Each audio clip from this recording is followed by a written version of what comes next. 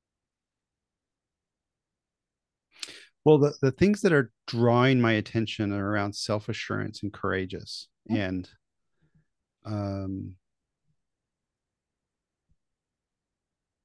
that, just to be very vulnerable. I chose to transition out of an executive role because of some values conflicts and some different things. Very happy about it, and I've been, based on personal growth, really, really leaning into embracing that sort of river of change and the uncertainties and the doubts that can come, and keeping my eye on the ball. And my belief is the more calm I can stay in myself and deliberate in where I would like to go professionally, then I'm more able to see some of these synchronicities. And we talked about this a little bit before we even started recording. And you think if there's when you have this luck that comes, well, what were the words that you added to that conversation? You needed to. So that fabulous phrase that someone gifted me recently was return on luck. So we all get lucky opportunities, but what do you actually do with those opportunities when they come across your field of vision? Yeah. And so if you're there and you actually have that willingness to make the move, and I'm combining that, because I'm approaching 52, and in looking back, everything always works out, and it always works out in unexpected, crazy ways. You're like, well, I didn't expect that, but it's always fun and delightful. And so I'm really just leaning into that, maybe that stand. So based on this, tomorrow, in the next 24 hours, I will stand with that courage is maybe the wrong thing, but that certainty, I'll stand with that. Everything always works out. So lean into that, let that synchronicity happen, and have that return on luck happen. So this is what I'm pulling out of there.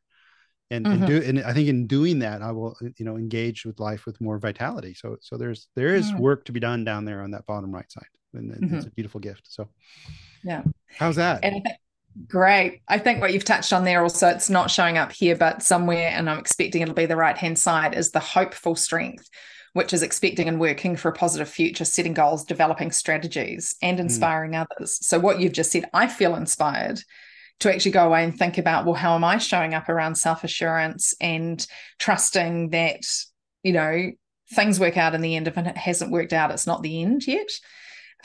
So, you've absolutely got these things where you inspire others by committing to your own personal journey. And so the more you bring that special brand of magic to the world in your way, the greater the ripple effect out, right? And more people keep benefiting. What a gift. What a gift. Daria Williamson, thank you so much for this. This is, we said we were going to have some playtime. We talked about naming cars and naming cards, and talked about the book. And I would really say, dariawilliamson.com and strengthsdeck.com. And on both those sites, you can find more about her coaching, and how she can help you. And also you can buy the book and the cards, and I guess the matrix as well. Does that come in the card deck? Yeah. Lovely. And sadly, I think I need to part with mine and give them back to Bridget. I'll do so under duress. Maybe I'll play with her, because I'm not sure if she's done it yet. Maybe I can just play with her and go through it that way. And for those of you that are listening, if you want to go deeper in this with yourself, of course, get the book, but you can also go look at the show notes, find the links to Daria's websites, and also look at the photograph of my cards. And so you can just see that and see how powerful that can be. So, thank you so much. I was really, really curious about how to go into this. And, I had read them very intellectually, as we saw in my zone of genius, and saw the patterns, and so appreciative of being, to walk through this with you and go deeper. And then that little hook at the end confronting me to, now what, stand up, start living, is what a beautiful challenge. So Daria Williamson, thank you so much for joining. It's been a true gift. Thank you. It's been my absolute pleasure. That was a lightning round through your strengths, and I appreciate the opportunity to play. And, you know, I just believe that the more we understand and appreciate and embrace our strengths, the more we're going to be able to show up to the world the way we want to, the way that makes us feel most alive. And so anything I can do to keep furthering that message, I'm super keen to do. Thank you, Daria. Wow. Daria, you are good at this. Thank you. You are clearly mastering your craft. You are clearly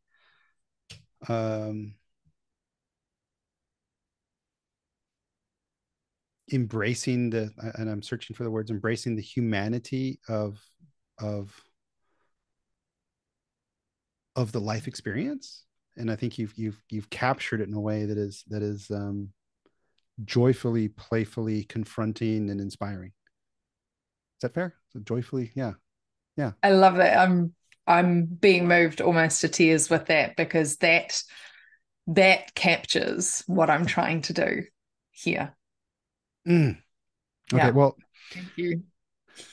Maybe I'll leave this little segment in there, because this is awesomeness. And it was much more profound than I had anticipated, because they are physical, they're tactile, and through the process that